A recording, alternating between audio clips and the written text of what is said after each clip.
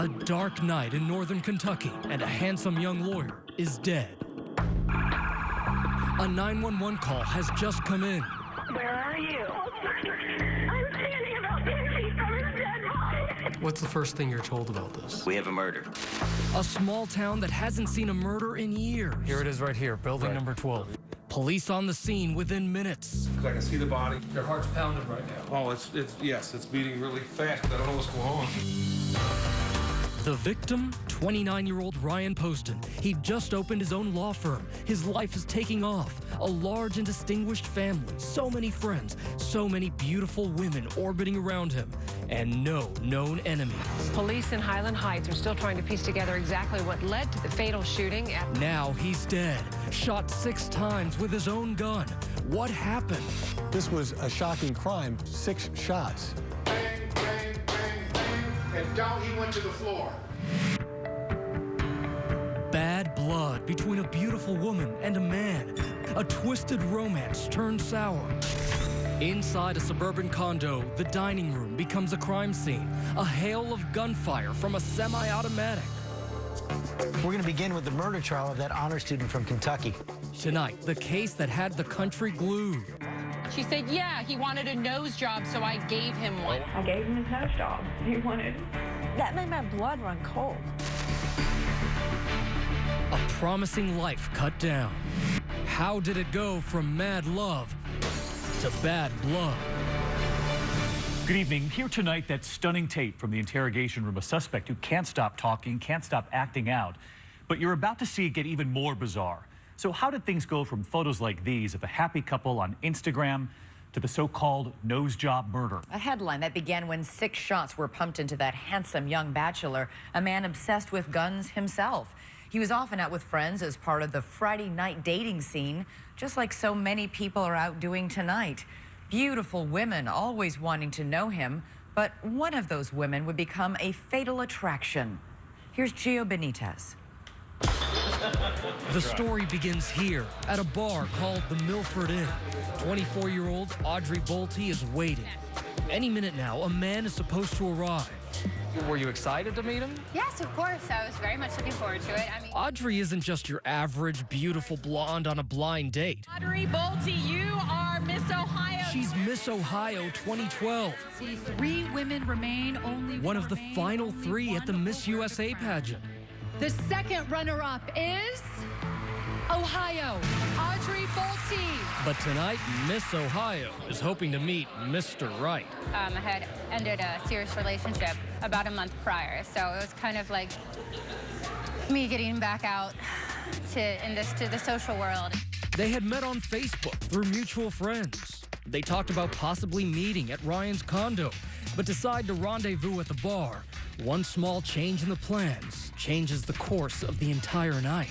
Who wouldn't be looking forward to meet a lawyer from Cincinnati who's attractive, funny, and witty? I mean, who wouldn't be excited to? It was gonna be a night of fun and shooting pool. It's mid-October, Friday night, not far from the bright lights of Cincinnati, across the Ohio River.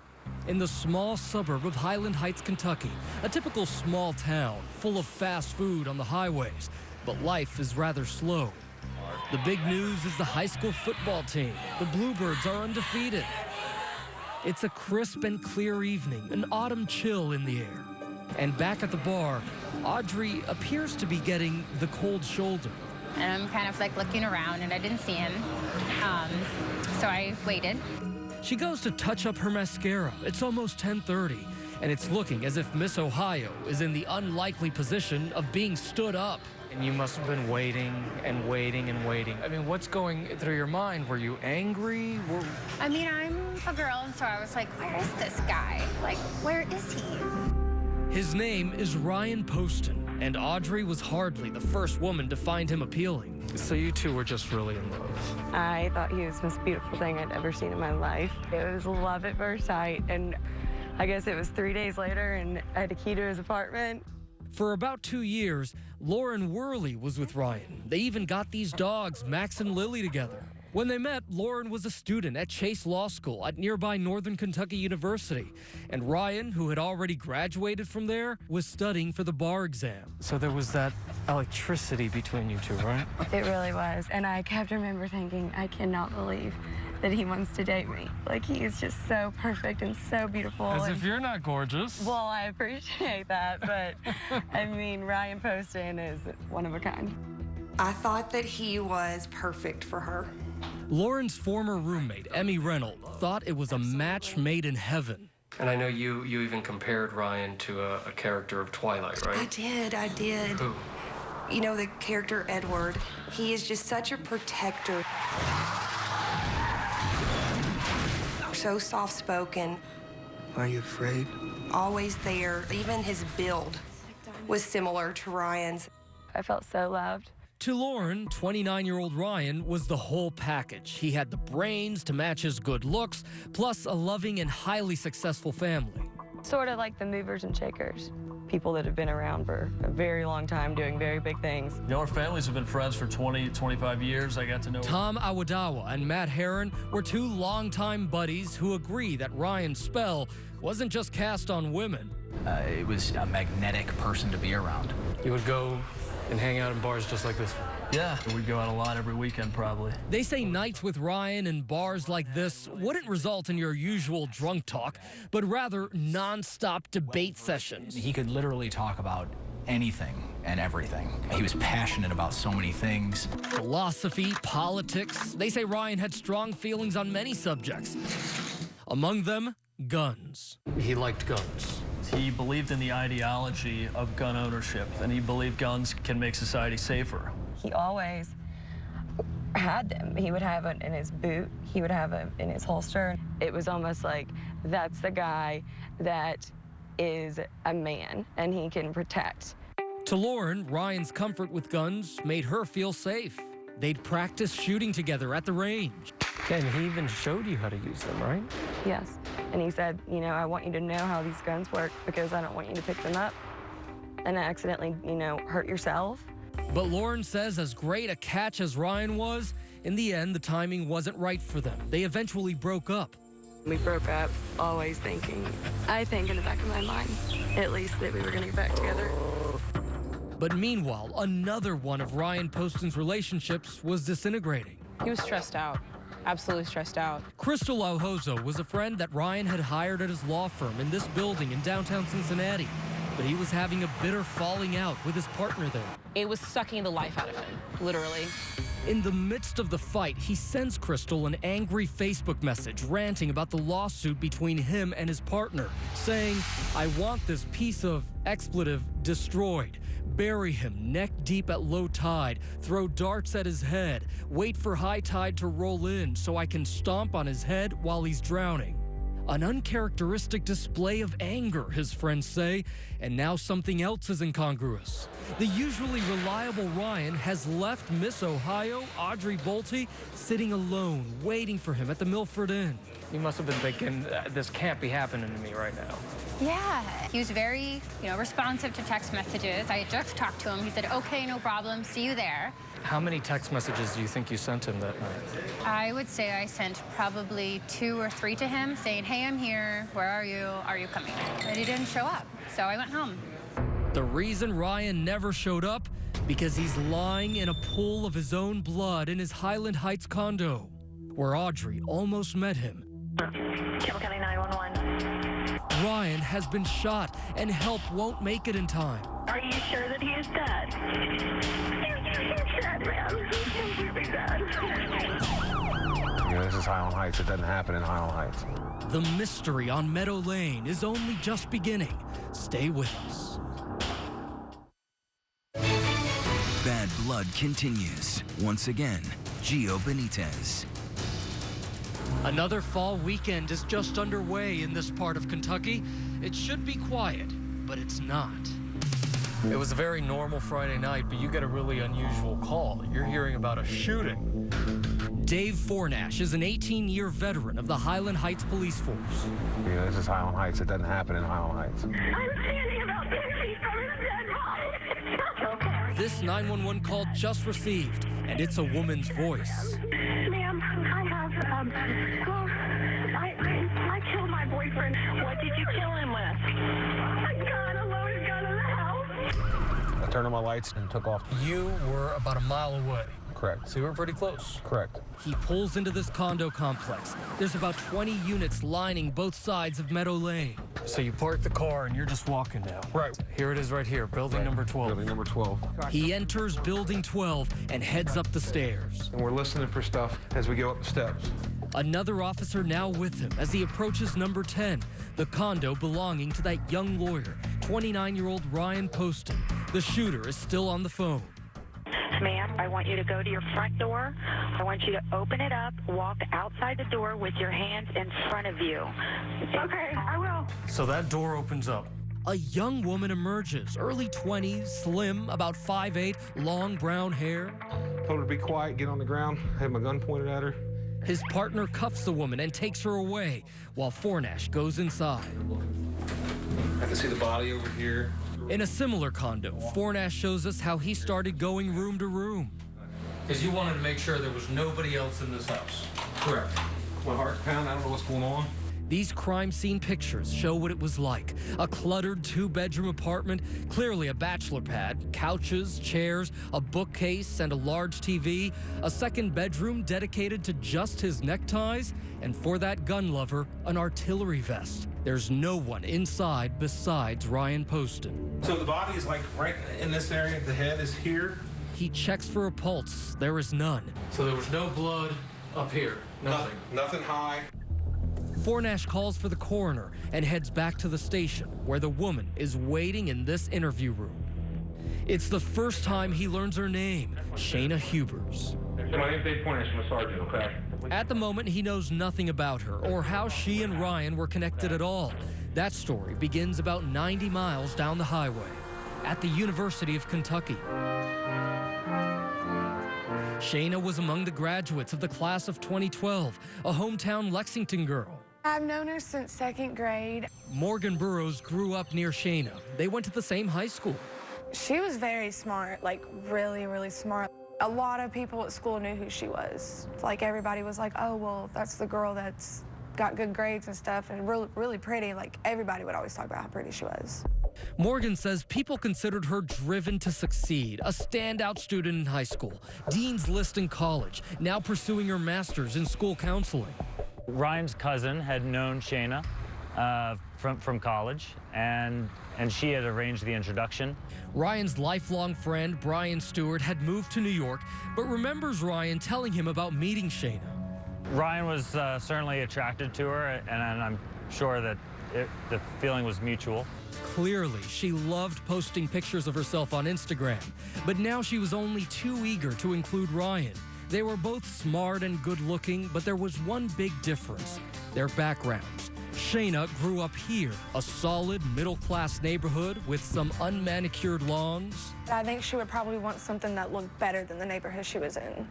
Something perhaps like this, the bluegrass horse farms and blue blood heritage Lexington is famous for, a world of money and prestige, a world familiar to Ryan, but money can't buy you love. He was in the rebound state still. It was a few months after Ryan and longtime girlfriend Lauren Worley had broken up. She didn't know Shayna, but her old roommate Emmy Reynolds did. Do you think that she was just a gold digger, thinking, you know what, Ryan's my ticket to a good life? Actually, yes. I'm gonna get me a doctor or lawyer. That's who she wanted to date. But as time went on, it wasn't clear if Ryan and Shayna actually were dating. I don't know if he would tell you they were in a relationship. Ryan's friends say he lost interest rather quickly and tried to end things with Shayna, but she refused. How can he allow her to decide whether they're going to break up or not? He just wasn't able to. He was too nice, didn't want to hurt her feelings. He did feel duty-bound to let her down easy. So easy, the relationship continued on and off for more than a year, with Ryan and Shayna chronicling it all to friends on social media. Ryan being asked in one exchange, "Are you still dating what's-her-name? Shayna? Yeah. How's that going? It's okay. I'm pretty expletive-stressed. I received 75 text messages from her. I am emotionally and mentally spent. I hope she leaves me alone." And Shayna confiding to a friend, He says he's only with me because I make him feel so awful when I cry. My love has turned to hate. But they're still together in October 2012. It's the night of the vice presidential debate between Joe Biden and Paul Ryan. We love to watch those debates. Absolutely love to watch that kind of stuff. Ryan was going to watch with his whole well-to-do family here in their stately brick home. What do you know about that night? They were happy just to have Ryan come to dinner, even if Shayna was there as well. If Shayna had any thoughts that getting this invitation for steak and asparagus meant a turn for the better, she was about to learn Ryan was ready to stick a fork in the relationship once and for all. Ryan had approached his stepfather and indicated that the relationship wasn't going forward. And he's got a new girl already lined up. Remember Miss Ohio, Audrey Bolte? That blind date is the very next night. I have no doubt that that this is what set her off, and she knew that she was losing him, and that would be final. 24 hours later, Ryan is dead. A Highland Heights woman allegedly shot and killed her boyfriend. Shayna Hubers allegedly fired those fatal shots. This is somebody who wanted him dead. It was like it was out of body experience. And Shayna is in the interrogation room, utterly ignoring her right to remain silent. I gave him his nose job. He wanted. When I first saw the interrogation tapes of Shayna Hubers, I immediately thought of Jodi Arias. Jodi Arias, the Arizona woman who shot her boyfriend, then stood on her head during a police interrogation. If you thought that tape was off the charts, wait till you see this.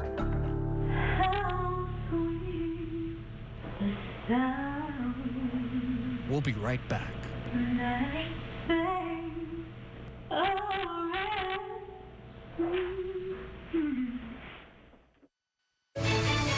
2020 continues with Bad Blood. Once again, Gio Benitez. It's Friday night in Highland Heights, Kentucky. Most of the town is out watching the high school Bluebirds football team extend their winning streak.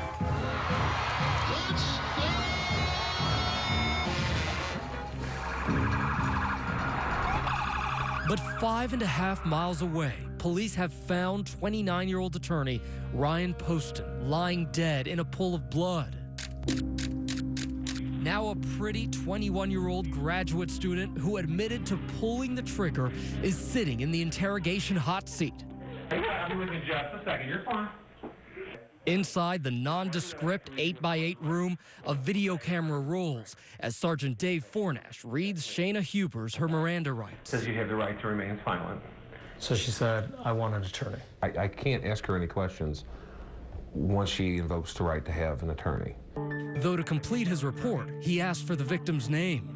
What was his name? The man that I killed, Ryan Carter Poston. The man that I killed, she says. I was kind of stunned, and at that point, she just started talking. She talked and talked and talked. I killed him, she says, but with an explanation. It was self-defense. I honestly,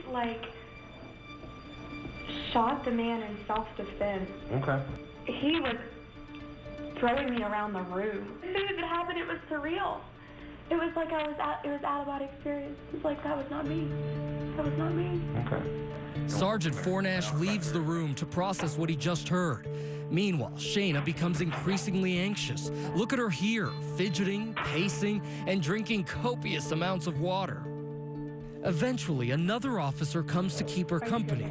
Once again, without being asked, Shayna starts spouting, telling police what she says happened inside that apartment, a domestic dispute gone awry. Picking me up and throwing me against the bookshelf. That's when he started screaming all the nasty things up in your hillbilly. Everyone knows you're crazy. Shayna says Ryan sat at this dining room table glaring and screaming at her, all while playing with his Sig Sauer semi-automatic handgun and ammo. He's pulled it out, whipped it, and been like, what would you do if I shot you right now? What would you do if I was afraid.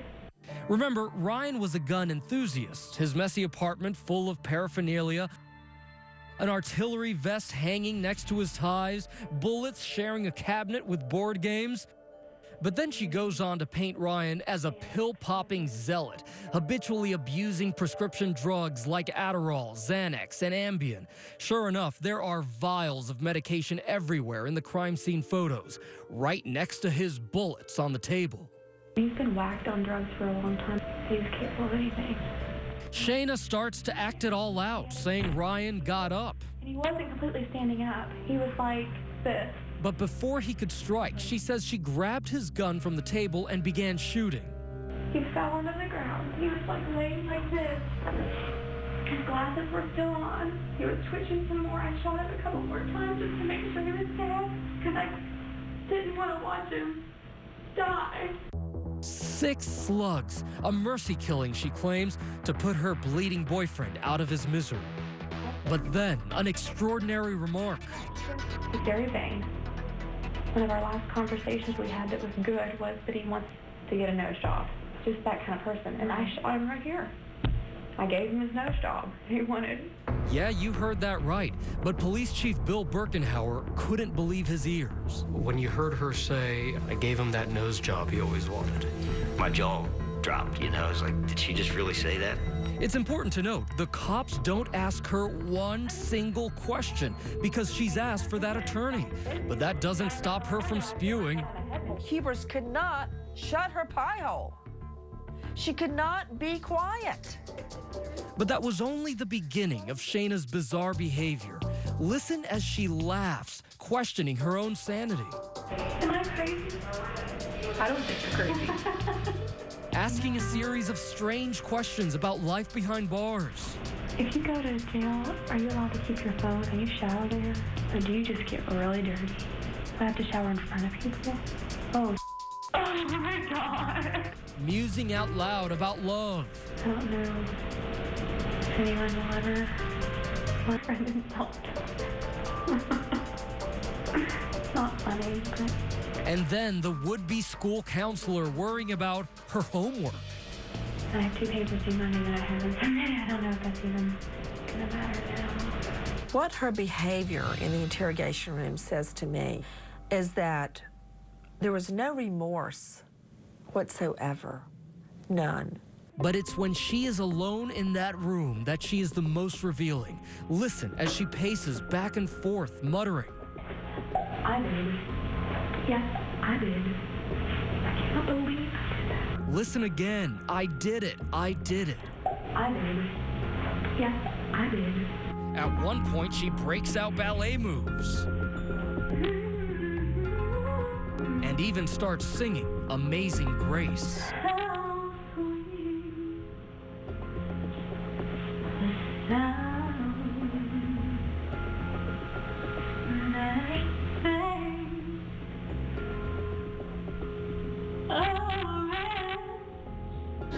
What do you make of this? It was a very bizarre thing. Her actions in that room didn't come off as somebody who had just killed somebody. A lot of the things she did in there were staged. That was enough for Sergeant Fornash. He comes back into the room. Here's what's going to happen right now, Shayna. Okay, with everything that we have, I'm gonna have to charge you with murder. What degree? Murder. There's no degree. And places her under arrest for the murder of Ryan Poston. And just as Shayna herself predicted, I'm gonna be talked about from here. the shooting immediately made big headlines. That she shot her boyfriend in self-defense. A grand jury has indicted a northern Kentucky woman. Young Kentucky woman accused of brutally killing her boyfriend, shooting him 6 times, and then boasting that she, quote, gave him the nose job he always wanted. When we come back, Shayna moves from the interrogation room to the courtroom. I'm Shayna Hubers. Where her self-defense claim might actually get traction with the jury. It is more likely that a jury will buy that defense if the defendant is a woman. And 5 of the jurors are women. Stay with us.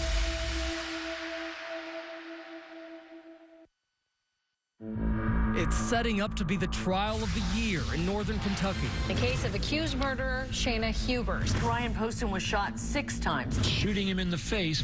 Was it murder or self-defense? It was an amazing situation amazing case that kind of captivated the whole area. Shayna Hubers finally getting her day in court after spending over 2 years waiting in jail. She had been in this courtroom before. Months earlier, she'd made a case for bail, taking the unusual tact of testifying at this bond hearing on her own behalf. I'm Shayna Hubers. Do you recall your emotional state? I was horribly traumatized, upset, in shock. And what did you believe would happen if you had grabbed that gun first? I believed that I would have been hurt, that I would have been shot. Demure enough in her glasses and jailhouse stripes, her image a sharp contrast to her former life. You would say anything to this court to get yourself out of jail. Prosecutor Michelle Snodgrass pounces, calling her a flight risk.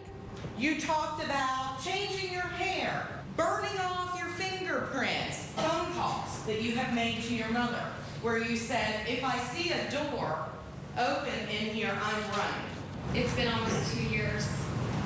I don't remember every phone call I've had with my mother. I think she is risk of flight. Bail denied. All right. We are on the record on Commonwealth versus Shayna Hubers. Today, Shayna is before that judge again, on trial for murder. And that's the murderer sitting at the table. Would a jury buy her claim of self-defense? Going into the trial, Shayna Hubers had something very important going for her, and that is we are all now very, very aware of domestic abuse. Walking into this courtroom, did you ever think, we've got this? There's no such thing as a slam dunk case. Maybe so. And his shirt. But Snodgrass must know you have more than an outside shot when your suspect acts like Jodi Arias. What do you think was the pivotal sort of testimony in that courtroom? Probably the most important thing was that 2.5-hour video. I think that speaks volumes, not just her words, but her actions. She lets the jurors hear Shayna's own version of the shooting, especially that callous comment about the nose job. And wants to get a nose job. Just that kind of person. And I shot him right here. I gave him his nose job. It was the phrase that made the case notorious. Just Google Shayna Hubers and up pops the nose job murder. I didn't say those words. She did. I finally gave him his nose job. What did you think about that? I think that one statement summed up her attitude.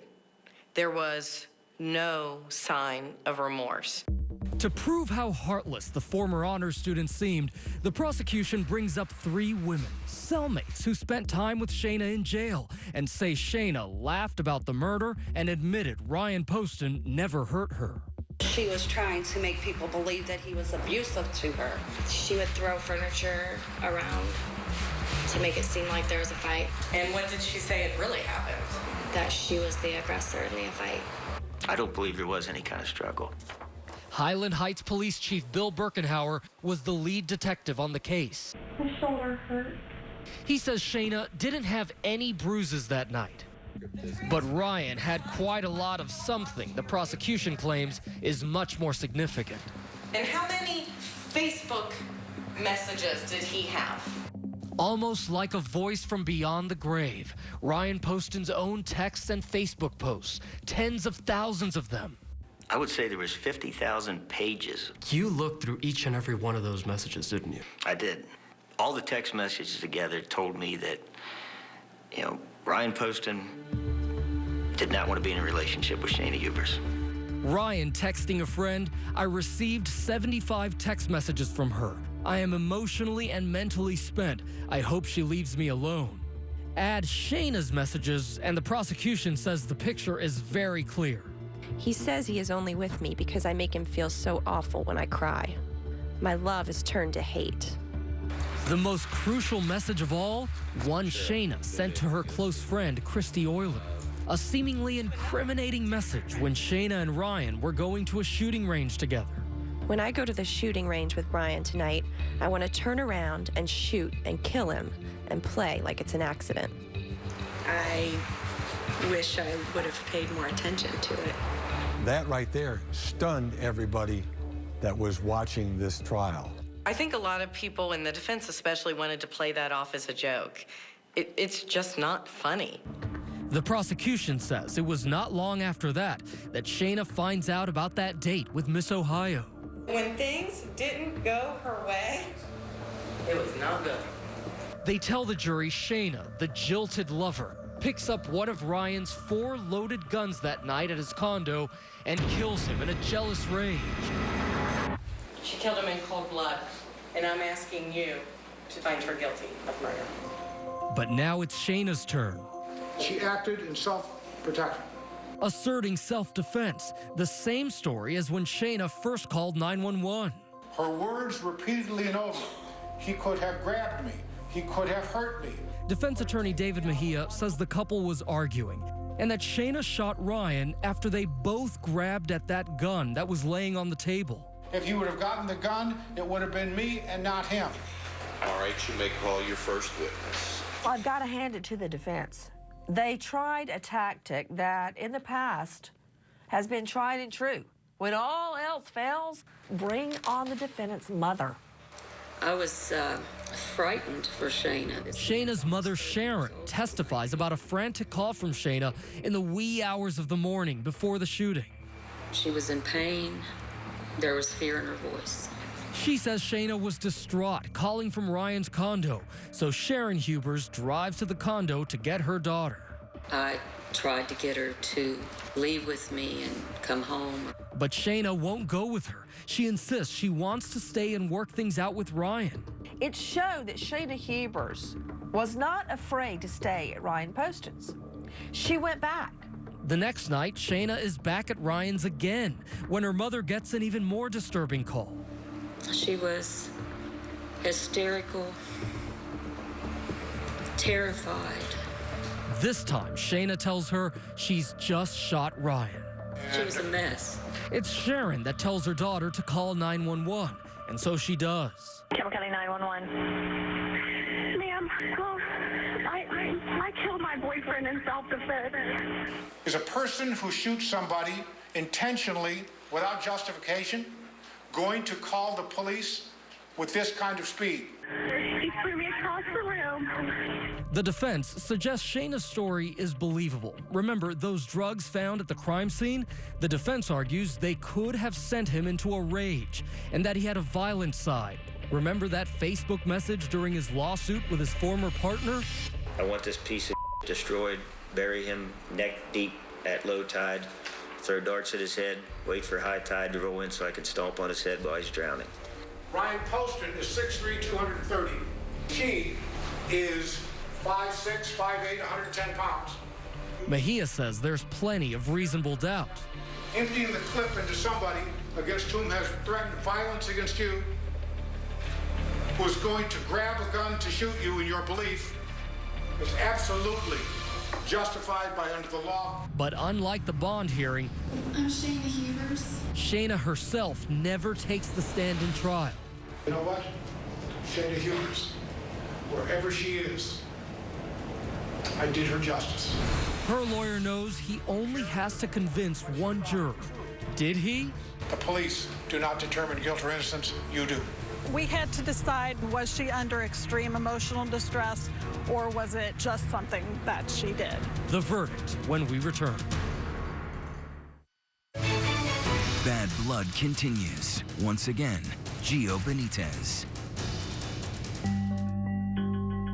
It's nearly midnight in Newport, Kentucky. In this town, the only thing usually open at that hour is the Pepper Pod Diner.